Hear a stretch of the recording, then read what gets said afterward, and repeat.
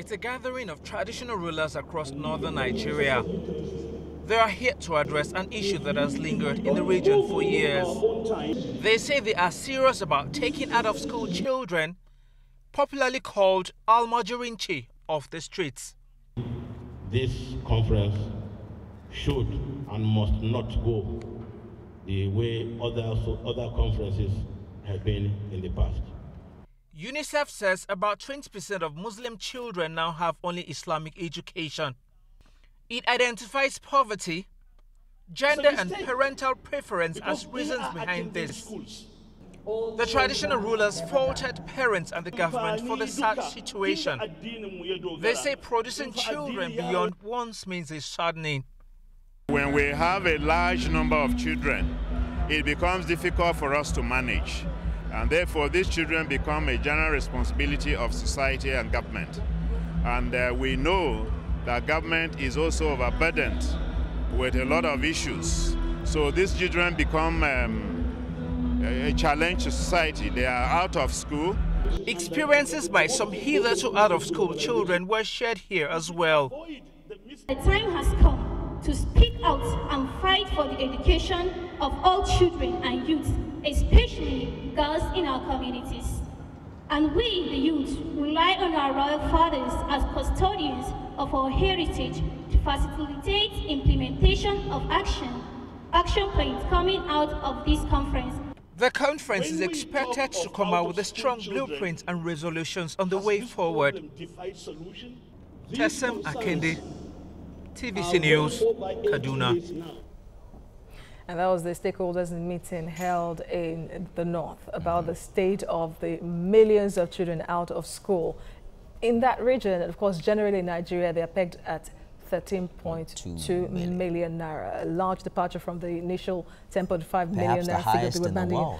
Not perhaps, it is the highest figure in the world. Well, we have joining us right now Hassan Taiwo Soweto, is a candidate of the Socialist Party of Nigeria for the Ogun State House of Assembly. Thank you for joining us. And of course, I know he's a child rights advocate and of course an advocate of Safe School Initiative. Am I correct? You have right. All right, good morning to you. Good morning. Thank you for joining us. Yes. When the initial figure of 10.5 million of out-of-school children came out, Nigerians were angry, they were sad at the same time. Now, we are hearing that 13.2 million children are out of school, 69% of them from the northern part of the country. How, I don't want to say sad now, but how worried are you about the future of the country?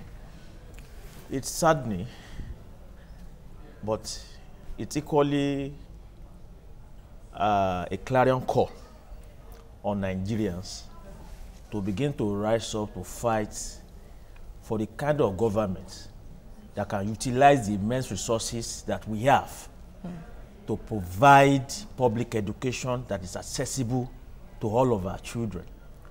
I say this because the previous figure of 10.5 was a figure that has been known for more than 5 years now.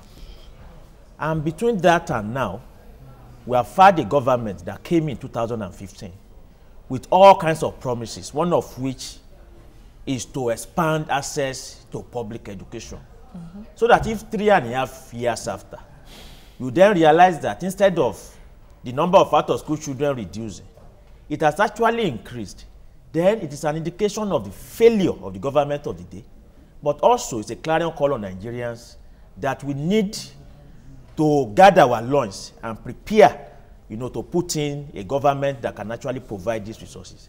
Because Nigeria is not poor. But when you look at these statistics, we are talking about out-of-school children, 30.2. When you go to infant mortality and all of the other figures, you begin to have a picture of a country that is completely collapsed, One of the highest in the like world. Sodom and Gomorrah. But Nigeria is a country that is swimming an ocean of wealth, both in terms of revenues of the government and many untapped minerals. So that these figures of out-of-school children, infant mortality and co, they constitute a paradox. And that paradox can only be explained from the point of view of the capitalist system that we are practicing. It is a system that ensures that a few people are rich so much that they cannot even spend the money over the next 100 years. And then millions of people are out of school Millions of people are thirsty, they don't have access to water. The crisis in the Northeast, for instance, is on the basis of all of these issues we are talking about. So that for me, I think that this is not just saddening, but it's an indication of the failure of the Buhari government, and Nigerians must rise to the occasion. But what would you really blame the government, the Buhari government, for this? Because the figures, like you said, the initial figure was many years ago. Now, yes, it has increased, but you can recall that, and it's still happening till now, that this administration has put at least a program in place to attract children back to school, especially in the northern part of the country, the school feeding initiative. See, don't let us deceive ourselves. School feeding is very important. We appreciate it, we applaud it. But don't forget that the purpose of building schools is not to feed alone. It is not a canteen. The purpose is education, to retain students in school. Because it's not just a question of access.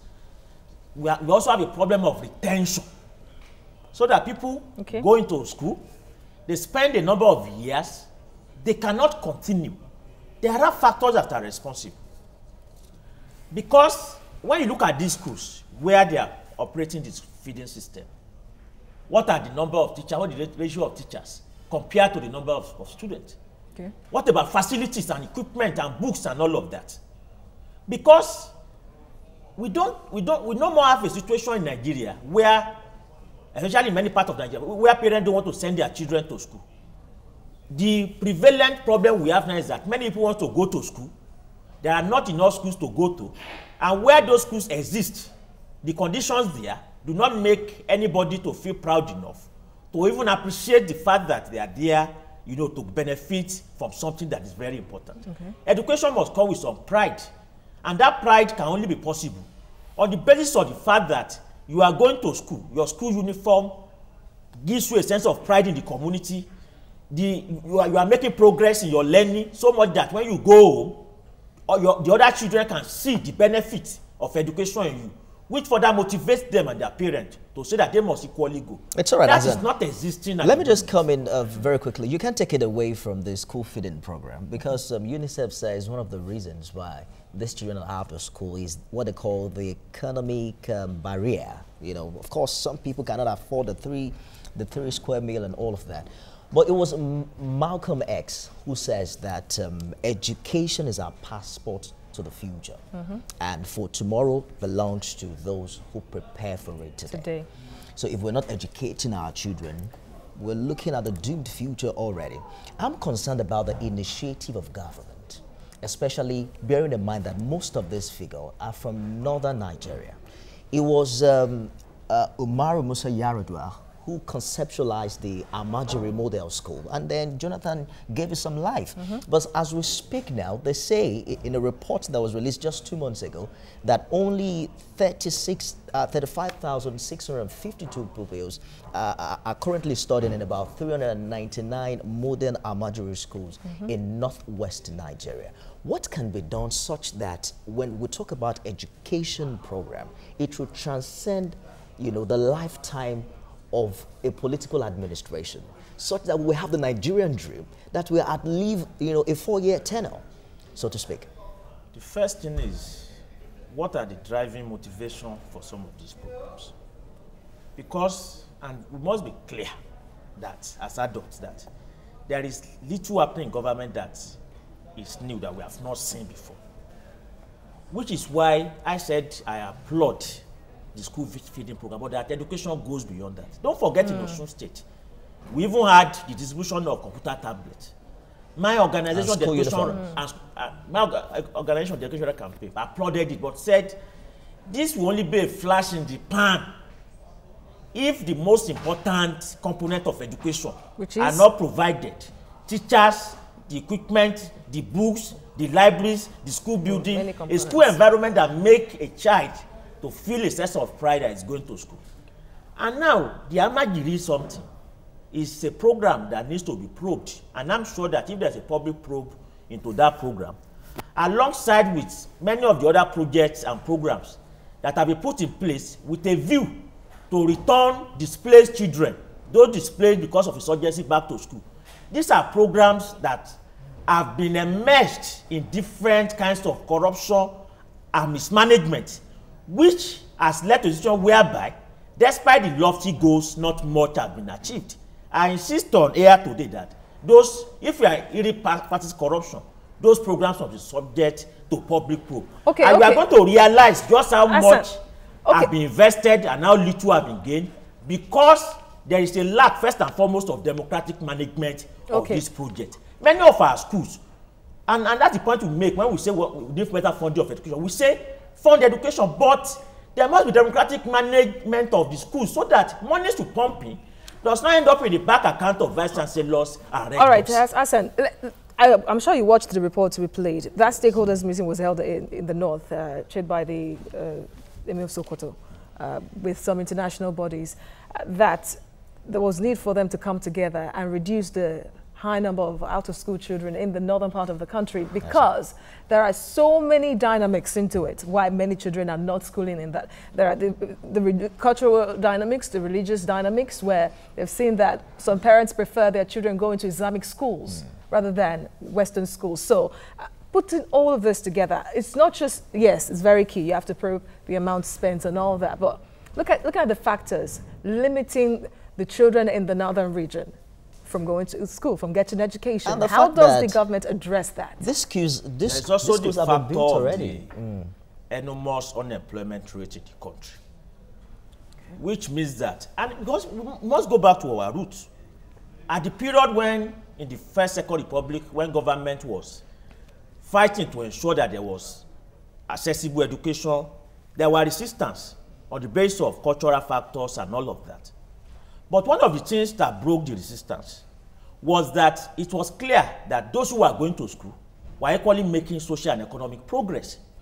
You graduate from university, you get a good job, you begin to take care of your siblings and all of that. Today, graduates, including first-class graduates, are graduating into unemployment, which means that even in the Southwest, where we say is the bedrock of education, the whole idea of education leading to social progress is being defeated. So that all of these factors need to be taken together. Government must not only fund, must not only provide school feeding, must not only provide an enabling environment, but must equally ensure that those who are coming out of this educational system are equally making social and economic progress through decent and well-paid jobs. All of it can help to restate the idea that education is actually the passport to the future. It's all right, Hassan. Another issue we need to look at here is the issue of high birth rate. Until 2016, China had a one-child policy. They're trying to relax on the two-child limit now. But it has worked for them because they found out that, well, until recently they found out that the aging population was increasing. So they need to relax that policy. But the way we give children, I mean, we give birth to children in Nigeria, especially in some part of the country, is alarming. I mean, we need to get to a point where we begin to see it as a national emergency, that you can't afford to give birth to many children that you cannot cater for. What are we looking at in that light? Well, let me just say this on air, that we can preach and advise people not to reduce, which is good. But it is not the reason why education is not being funded. It's not the reason why there's poverty. It's not the reason why there's mass unemployment. Don't forget, Nigeria has immense wealth, many untapped, most of which are being stolen by a few. It is the system of capitalism that has put us where we are. Otherwise, our immense populations to be an asset. Because just like you have pointed out, Africa is the youngest continent. It means that we have all of the energy and talent to build the entire world. But that will not be realizable on the basis of capitalism. And that's why we are fighting for a socialist alternative. And that's why the United Nations pegged the percentage for budgetary allocation for the education sector at 26%. But Nigeria this year is maybe 4 or 5? 7, just about roughly 7%. 2018. Right. Hassan Taiwo Soweto, thank you so much for sharing your thoughts with us on the program.